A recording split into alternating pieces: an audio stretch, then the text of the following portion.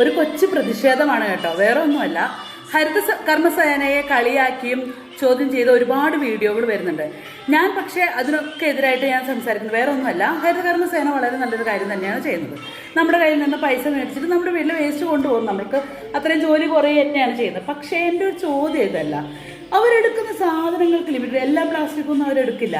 അവരിപ്പം നമുക്ക് സോസിൻ്റെ ബോട്ടിൽ വരുന്നുണ്ട്, ജ്യൂസ് ബോട്ടിൽസ് വരുന്നുണ്ട്, അതൊന്നും അവരെടുക്കില്ല. അപ്പോൾ എന്തുകൊണ്ട് ഹരിതകർമ്മസേന എടുക്കാത്ത പ്ലാസ്റ്റിക്കുകൾ നമ്മുടെ സർക്കാർ ഇവിടെ നിരോധിക്കുന്നില്ല?